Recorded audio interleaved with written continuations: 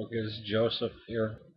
I have two things to talk about: the planet Pluto and the evolution of mankind. Um, I notice now that the documentaries have been getting crappier and crappier. It's kind of funny, but Nova used to be great, but now it's not. It's not as good anymore. But they've had a lot of stuff on human beings, and I was in love with anthropology as a little kid. I remember watching special account Walter Cronkite did. It was like a mini. It was like a series, little mini series on not mini series like basic cable mini series, documentary like called Walking with Cavemen or something like that. Walking with and caveman is not a. I mean that only refers to the Homo sapiens that were obviously living or they're burying their dead in caves and writing on the walls and stuff. But he went through Australopithecine to Homo erectus to all these things, and I thought that was amazing. And this was probably '93 or whatever, and ever since then, I was hooked. And I remember even watching back then about Richard Leakey uh, finding the skeleton, the missing link basically, and the more that they had uncovered over the years, just the amazing amount of evidence they have. I mean, that's why I really don't understand the creationists.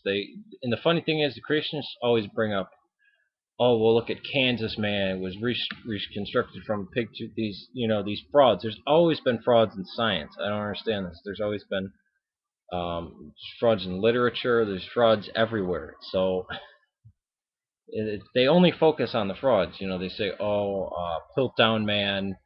Look, it was just a tooth or whatever. It was a monkey bones attached to a human skull.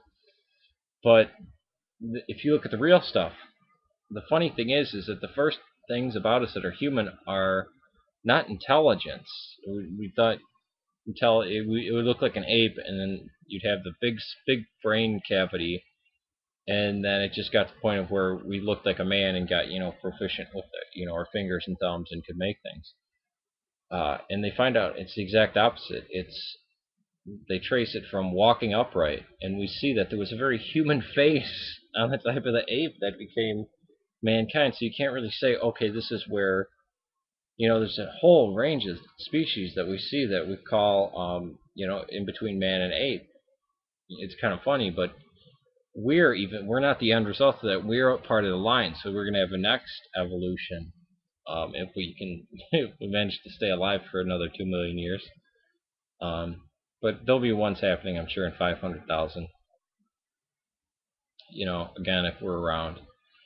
Um, but no, I think it's just amazing to see, stretched back this long way back of how we became human, and then think in the short period of time, uh, it wasn't until like some of the most ancient stuff like Stonehenge and the pyramids are around 3000 BC. We've only really been around for 5,000 years as a civilization animal.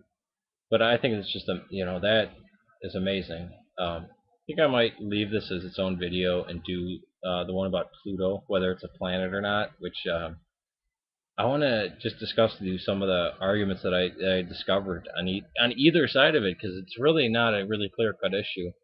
I thought it was going to be. I thought, oh, it's going to be this rocky. It's actual has atmosphere and everything, but I'll get into that in the next video. I'll keep this one nice and short. Um, yeah.